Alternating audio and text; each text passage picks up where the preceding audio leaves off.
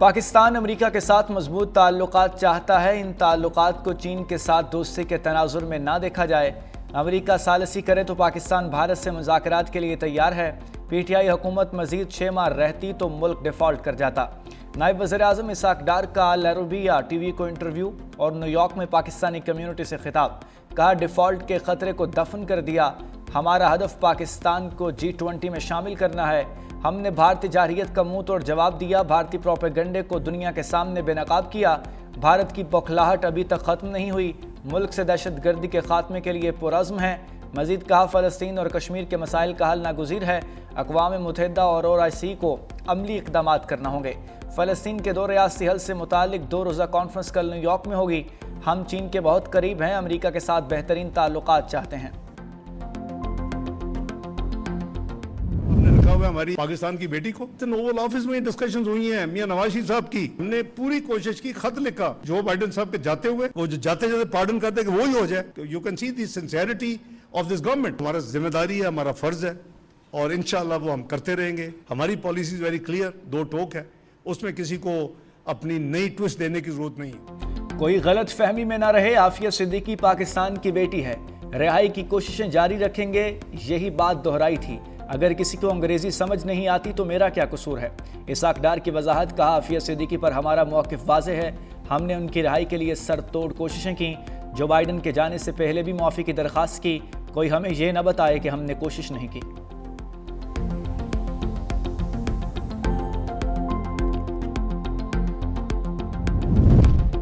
وزیر اعظم شہباز شریف سے وفاقی وزیر داخلہ کی ملاقات۔ محسن نقوی کی وزیر اعظم کو بلوچستان میں امن و امان کی صورتحال پر بریفنگ۔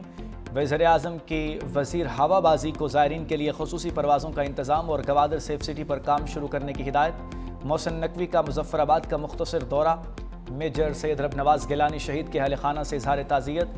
کہا شہداء کی قربانیاں رائے گاہ نہیں جائیں گی، ریاستی حکومت اور افواج پاکستان قوم کے ہر سپاہی کے ساتھ کھڑی ہے۔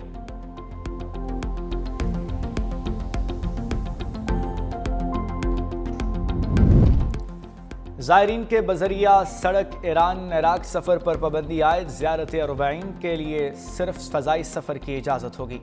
وزیر داخلہ محسن نقوی کا کہنا ہے کہ وزیر اعظم نے زائرین کے لیے پروازوں کی تعداد بڑھانے کی ہدایت کی ہے، پروازوں میں اضافہ کر کے زائرین کو زیادہ سہولت فراہم کی جائے گی۔ دوسری جانب PIA نے اربعین کے لیے خصوصی فلائٹ آپریشن شروع کرنے کا اعلان کر دیا۔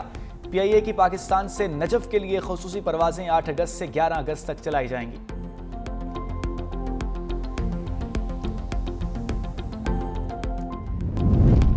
راولپنڈی میں خاتون کے قتل کا معاملہ نیا رخ اختیار کر گیا۔ مقتولہ کے دوسرے شوہر عثمان نے گزشتہ رات خود کو پولیس کے حوالے کر دیا۔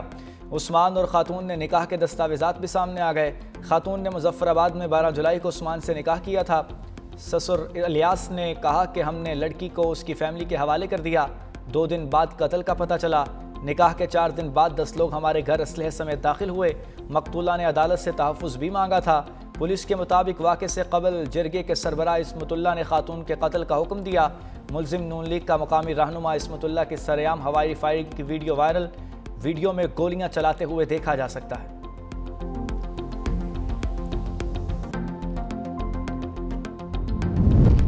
موسیٰ خیل میں قبائل سردار کا جرگوں میں لڑکیوں کے رشتے پر پابندی کا اعلان۔ سردار تیمور شاہ نے رسم بنی سوارا جیسی روایات کو غیر اسلامی قرار دے دیا۔ کہا کسی مرد کے جرم کی سزا لڑکی کا رشتہ دینا غیر انسانی عمل ہے۔ ایسے فیصلے انسانیت آئین اور اسلامی اصولوں کے منافی ہیں۔ حکومت اور قانون نافذ کرنے والے ادارے قبائلی فیصلوں کا نوٹس لیں۔ جرگوں کو قانون کے دائرے میں لانے کا وقت آ گیا ہے۔ قبائلی مشران نے بھی سردار تیمور شاہ کے فیصلے کی مکمل حمایت کا اعلان کر دیا۔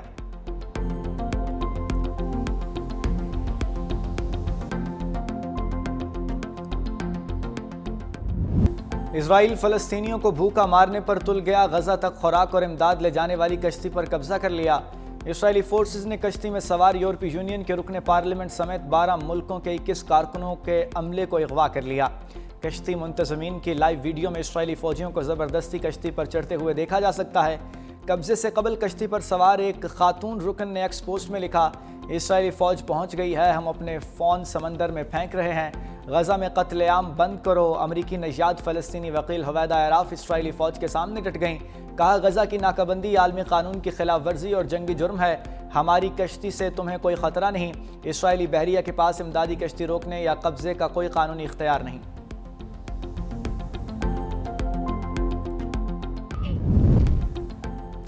عالمی دباؤ کام کر گیا، اسرائیل غزہ میں امدادی سامان پہنچانے کی اجازت دینے کے لیے تیار۔ مصر سے امدادی ٹرک غزہ میں داخل ہونا شروع ہو گئے۔ درجنوں ٹرک رفح کراسنگ سے گزرتے ہوئے غزہ جا رہے ہیں۔ اسرائیلی فوجی ذرائع کا کہنا ہے کہ غزہ میں امداد پہنچانے والے اقوام متحدہ کے قافلوں کے لیے ہیومینیٹیرین راہداری بنائی جائے گی۔ غزہ کے گنجان آباد علاقوں میں امداد پہنچانے کے لیے انسانی ہمدردی پر جنگ میں وقفہ کیا جائے گا۔ انسانی ہمدردی کی بنیاد پر غزہ میں فضا سے امدادی سامان کی ترسیل شمالی غزہ میں فلسطینی ذرائع نے تصدیق کر دی۔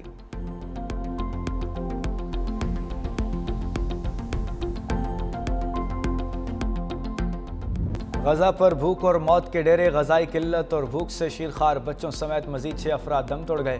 اسرائیل کے وحشیانہ حملوں میں مزید 53 فلسطینی شہید، امداد کے منتظر 42 فلسطینی بھی شہداء میں شامل۔ اقوام متحدہ کے امدادی ادارے نے غذائی بحران کو خطرناک قرار دے دیا۔ کہا فلسطینیوں کی بڑی تعداد غذائی قلت کے باعث چلتی پھرتی لاشیں بن چکی ہے۔ غزہ میں ہر 3 میں سے 1 شخص کئی دن کا بھوکا ہے۔ فلسطینی ڈاکٹر ابو مغاصب کا کہنا ہے کہ غذائی قلت کے باعث وہ 2 روز میں صرف 1 بار کھانا کھا کر گزارا کر رہے ہیں۔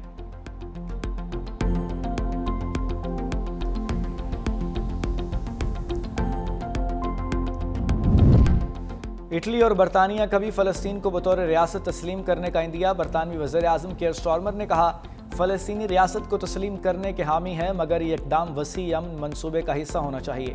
اطالوی وزیر اعظم جارجیا میلونی بولیں فلسطین کو تسلیم کرنے کو تیار ہیں، مگر اس سے قبل بطور ریاست اس کا قیام عمل میں آنا چاہیے۔ برطانوی وزیر اعظم کا فرانس اور جرمنی کے سربراہوں سے ٹیلی فونک رابطہ، غزہ میں فضا سے امداد پہنچانے کے منصوبے پر بات چیت۔ کہا غزہ کے شدید زخمی اور بیمار بچوں کو طبی امداد کے لیے برطانیہ لائیں گے۔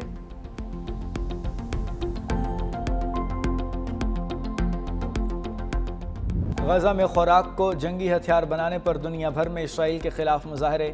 یورپ میں مصر کے سفارت خانوں کے باہر احتجاج، رفح کراسنگ فوری کھولنے کا مطالبہ۔ لبنان کے دارالحکومت بیروت میں شہریوں کی بڑی تعداد کا مصر کے سفارت خانے کے باہر احتجاج۔ فن لینڈ، جرمنی اور ہالینڈ میں بھی احتجاج ریکارڈ کرایا گیا۔ ڈنمارک کے دارالحکومت کوپن ہیگن میں احتجاج پر مصری سفارت خانے نے دروازے بند کر دیے۔ مظاہرین کا عالمی برادری سے اسرائیلی بربریت ختم کرانے کا مطالبہ۔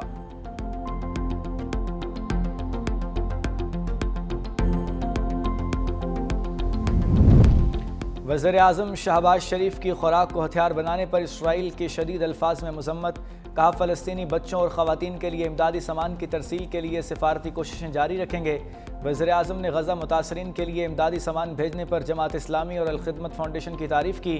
امیر جماعت اسلامی حافظ نعیم الرحمان نے فلسطینی رہنماؤں کا پیغام پہنچاتے ہوئے کہا وزیر اعظم غزہ میں جنگ بندی اور غذائی امداد کی فراہمی کے لیے قائدانہ کردار ادا کریں۔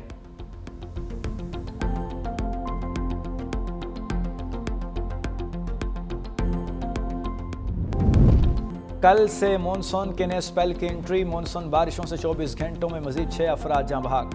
NDMA کے مطابق بارشوں سے پنجاب میں 2، بلوچستان میں 4 افراد جان کی بازی ہار گئے۔ مختلف حادثات میں 22 افراد زخمی ہوئے۔ 26 جون سے اب تک ملک بھر میں 271 افراد جاں بحق اور 655 زخمی ہو چکے۔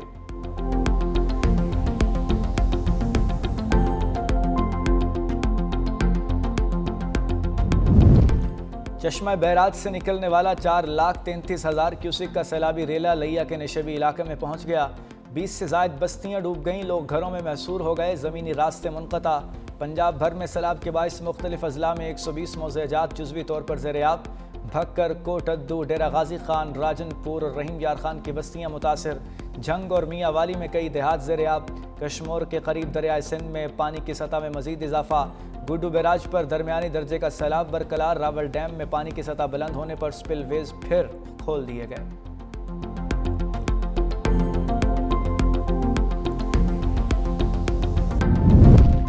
بنو کے تھانہ میریان کی حدود میں دہشت گردوں کی بڑی تعداد میں موجودگی کی اطلاع، پولیس کی بھاری نفری علاقے میں تعینات۔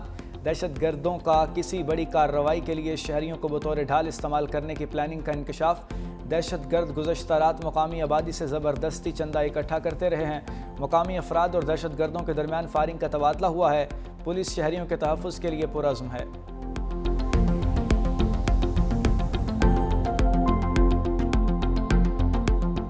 ورلڈ بینک کے وفد کا یلو لائن BRT کے سائٹ آفس اور جام صادق پل کے قریب تعمیراتی کام کا دورہ۔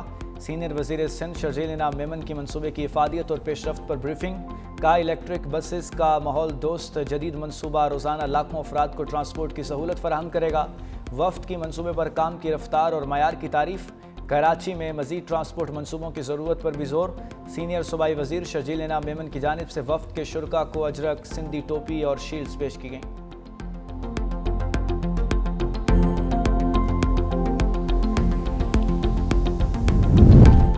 لاہور میں وزیر اعلیٰ پنجاب مریم نواز کی زیر صدارت اجلاس ستھرا پنجاب منصوبے پر تفصیلی بریفنگ۔ صوبے بھر میں مزید 136 ویسٹ ڈسپوزل پوائنٹس بنانے پر اتفاق۔ وزیر اعلیٰ مریم نواز نے کہا ستھرا پنجاب پروجیکٹ میں درست کام نہ کرنے والے کنٹریکٹرز کو نکال باہر کیے جائے۔ ہر گلی محلے میں صفائی اور عملہ مستقل طور پر نظر آنا چاہیے۔ سیف سٹی کیمروں کو صفائی کی صورتحال جانچنے کے لیے استعمال کرنے کی ہدایات۔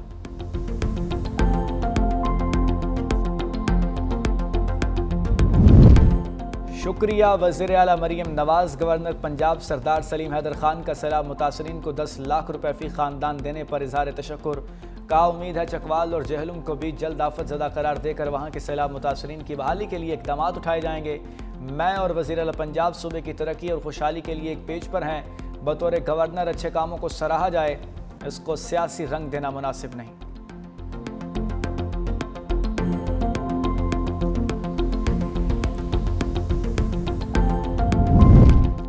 بیرسٹر سیف کی قیادت میں خیبر پختونخوا کا علماء کرام کا وفد بیجنگ پہنچ گیا۔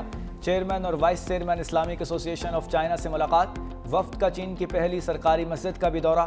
بیرسٹر سیف نے چینی طلبہ کو پاکستان کے دینی مدارس میں مفت تعلیم اور رہائش کی پیشکش کر دی۔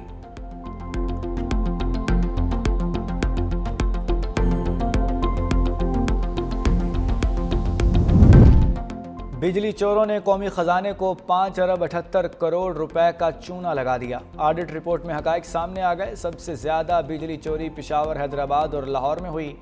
گزشتہ 2 مالی سال کے دوران 9 ریجنز میں مجموعی طور پر 2,62,740 صارفین بجلی چوری میں ملوث پائے گئے۔ پیسکو ریجن میں 1 ارب 84 کروڑ روپے کی بجلی چوری ہوئی۔ ہیسکو ریجن میں 1 ارب 61 کروڑ روپے، لیسکو ریجن میں 1 ارب 35 کروڑ روپے کی بجلی چوری کا ریکارڈ سامنے آیا۔ امریکی صدر ٹرمپ کمبوڈیا اور تھائی لینڈ میں جنگ بندی کے لیے کوشاں۔ سوشل میڈیا پر اپنے بیان میں کہا تھائی لینڈ اور کمبوڈیا کے درمیان پیچیدہ صورتحال کو آسان بنانے کی کوشش کر رہے ہیں۔ دونوں ممالک جنگ بندی اور امن چاہتے ہیں۔ فریقین سے بات چیت کے بعد جلد جنگ بندی، امن اور خوشحالی سامنے آ جائے گی۔ صدر ٹرمپ کا ایک بار پھر پاکستان اور بھارت کے درمیان سیز فائر کا تذکرہ۔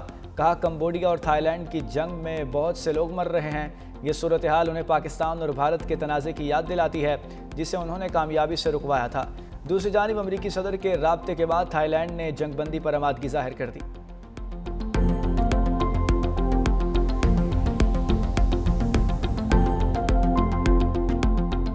امریکہ میں مسافر طیارہ بڑے حادثے سے بچ گیا۔ ڈنور ایئرپورٹ پر ٹیک آف سے پہلے لینڈنگ گیئر میں خرابی کے باعث جہاز میں آگ بھڑک اٹھی۔ تمام 173 مسافروں کو بحفاظت باہر نکال لیا گیا۔